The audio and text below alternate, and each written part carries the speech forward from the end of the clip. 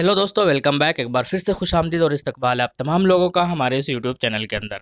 आइए बात करेंगे इस वीडियो के अंदर कि बिहार के अंदर असेंबली इलेक्शन होना है, बिहार के अंदर विधानसभा चुनाव होना है और उस चुनाव से रिलेटेड हम लोग इस वीडियो के अंदर बात करने वाले हैं। स्पेशली कई पार्टियों को फ़ायदा हुआ है और कई पार्टियों को जो है वो नुकसान का भी सामना करने को मिलेगा। और कुछ चैनल वालों ने सर्वे भी कराया है और उस बड़ा सर्वे के अंदर एक बड़ा चेहरा निकल कर आया है, जिससे लोग लगभग 70% के आसपास 60 to 70% लोग जो है उसको सीएम देखने को मिल रहा है। ये सर्वे और ये डाटा बताया जा रहा है। क्या है और भी क्या कुछ घटा है, बाबरी मस्जिद का कितना राम मंदिर का जो भूमि पूजन है उसका कितना बड़ा इफेक्ट और इम्पैक्ट पड़ा है कुछ पार्टियों के ऊपर, उसके बारे में भी बातें करेंगे। आइए तो शुरू करते हैं दोस्तों इस वीडियो को। तो जो चैनल पर नए हैं, जो वीडियो को फर्स्ट टाइम देख रहे हैं या फिर जिन्होंने अभी तक चैनल को सब्सक्राइब नहीं किया है, वो बराए मेहरबानी चैनल को ज़रूर सब्सक्राइब करें और वीडियो को लाइक करें।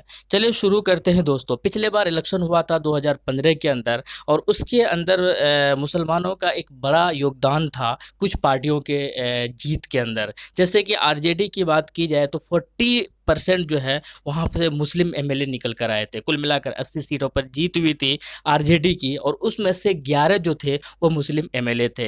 यानी कि अगर परसेंटेज में इसको कन्वर्ट की जाए तो 14% यानी कि 14% जो है वो मुस्लिम एमएलए निकल कर आए थे आरजेडी पार्टी से। इसी तरह जदयू की अगर बात की जाए तो 7% जो मुस्लिम एमएलए है वो जदयू की पार्टी से थे, 7 यानी कि 7%। अगर टोटल सीट की बात की जाए तो 71 यानी कि 71 सीटों पर जीत हासिल हुई थी जदयू की और उसमें से 5 जो एमएलए थे वो मुस्लिम एमएलए थे, जदयू की पार्टी की तरफ से निकल कर आए थे, जीते हुए थे। इसके अलावा बीजेपी की बात की जाए तो एक मुस्लिम एमएलए जीते थे। लेकिन अगर कांग्रेस की अगर बात की जाए तो इन परसेंटेज में थोड़ा सा जो डाटा है वो सबसे ज़्यादा है, यानी कि 22% जो है वो मुस्लिम एमएलए जो है वो कांग्रेस से निकल, यानी सबसे ज़्यादा अगर मुस्लिम एमएलए की बात की जाए बिहार के अंदर तो वो कांग्रेस से निकल कर आए थे लास्ट टाइम, पिछले बार। ये बात अलग है कि नंबर ऑफ सीट जो है इनको इनके खाते में कम गया था और ये मात्र 27 सीटों पर जो है जीत हासिल की थी। हालांकि सारी सीटों पर ये अपना उम्मीदवार उतारा भी नहीं था, बहुत कम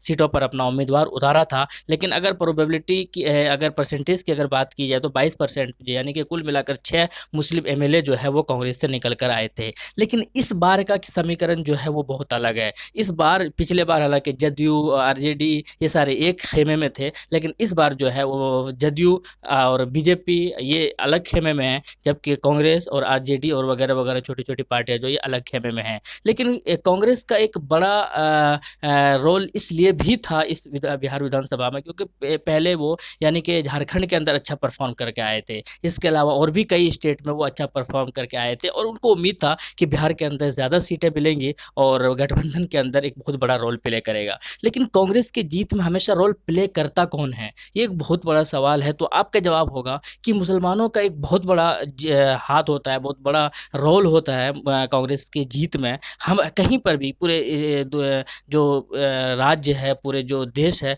कहीं पर भी किसी भी राज्य की अगर बात की जाए तो मुसलमानों का एक बहुत बड़ा रोल प्ले रहता है। मुसलमान कांग्रेस को हमेशा चुनते हुए भी आए शुरू से और कांग्रेस भी कहीं ना कहीं मुसलमानों को जो है वोट लेने में हमेशा उसको ऊपर जो है कन्विंस करने की कोशिश करते हुए आए थे और आए हैं। लेकिन बात करते हैं भूमि पूजन की। जब भूमि पूजन हुआ अयोध्या के अंदर, बीजेपी का जो एक बहुत बड़ा रोल था जो जिसने बीजेपी ने ही कराया, स्पेशली क्योंकि उस एक्सपेक्टेशन भी था, उनसे उम्मीदें भी थी, लोगों के भी थी और सबका था कि ये इनके कार्यकाल में होगा और ऐसा हुआ है। लेकिन बात करते हैं कांग्रेस की। कांग्रेस हमेशा मुसलमानों की पार्टी समझाने वाली ये जो पार्टी है, मुसलमानों का वोट लेने वाली जो पार्टी है, इनके ऊपर क्या इम्पैक्ट पड़ेगा। जिस तरह से भूमि भूमि पूजन हुआ और उसके बाद जिस तरह कमलनाथ की बात अगर की जाए, किसी और जितने भी बड़े, प्रियंका गांधी की बात की जाए, राहुल गांधी की बात की जाए, तो जितने भी इनके जो भी बड़े बड़े एमपी या दूसरे जो सीएम हुआ करते थे कि अलग अलग राज्य के,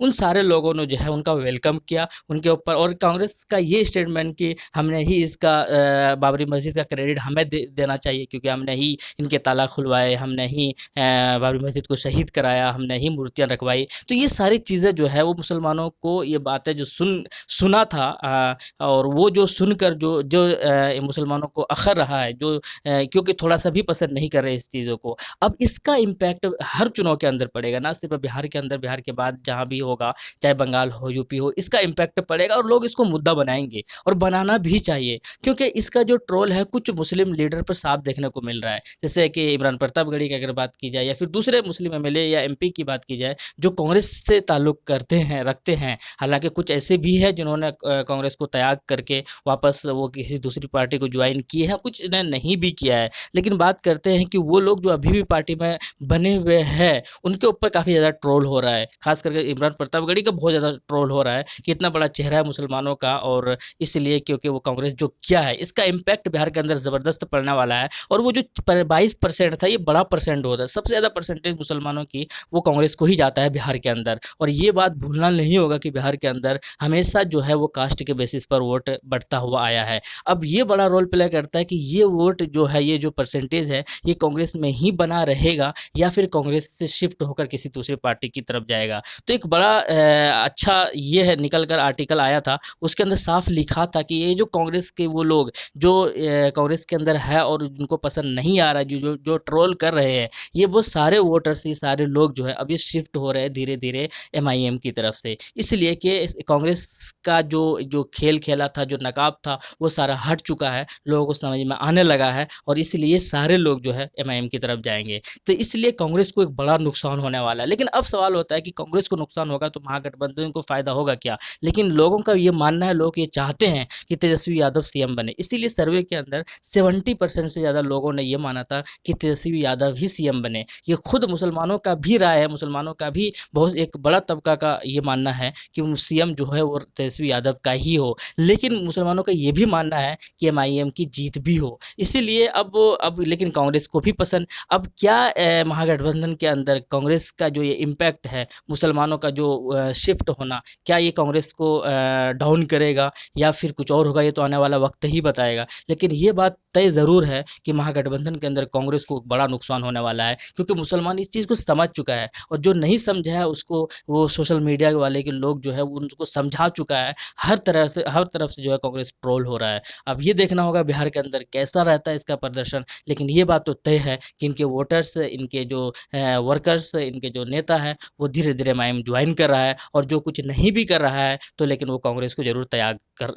रहा है। तो अब ये देखना होगा क्या होता है, आने वाला वक्त ही बताएगा। लेकिन इतना ज़रूर है कि एम को एक बड़ा फ़ायदा होने वाला है। जहाँ तक कि आप हालांकि अभी उन्होंने 32 सीटों पर ही अनाउंस किया है, और इन्होंने साफ कहा था कि अगर महागठबंधन को शामिल नहीं होते हैं तो फिर वो जो है पूरे बिहार के अंदर चुनाव उतारेंगे। अब शायद उनको एमआईएम को ज़्यादा फ़ायदा होगा, और जहाँ पर पहले 15 से 20 सीटों पर उम्मीद जताई जा रही थी, अब जो है ये सीधा 30-30 प्लस सीटों पर जो है, यानी कि जीत जो है अब इनका ये देखने को मिल रहा है। क्योंकि कांग्रेस के लोग, कांग्रेस के सपोर्टर्स, कांग्रेस के वोटर्स, और इसका इफेक्ट जो है, इसका इम्पैक्ट जो है महागठबंधन के अंदर भी पड़ेगा। अब देखना होगा क्या होता है, कौन सरकार बनता है। सीएम के लिए बेस्ट दावेदार और तेजस्वी यादव ही है। हालांकि नीतीश कुमार थोड़ा सा फीके पड़ रहे हैं सर्वे के हिसाब से, मात्र 30 से भी कम, यानी 25-28% के लोग चाहते हैं कि नीतीश कुमार सीएम बने, लेकिन 70% से ज़्यादा लोग चाहते हैं कि तेजस्वी यादव सीएम बने, साथ में चाहते हैं कि एएम भी जीते। अब ये देखना होगा कितनी सीटों पर एएम की जीत होती है, कितने सारे लोग इधर शिफ्ट होते हैं, कितने वोटर्स इधर शिफ्ट होते हैं, कितना एडवांटेज मिलता है, ये आने वाला वक्त ही बताएगा। लेकिन इतना ज़रूर है कि एमआईएम को एक बड़ा फ़ायदा होगा इस कांग्रेस की इस गलती की वजह से। मिलते हैं नेक्स्ट वीडियो में। Thank you. जय हिंद।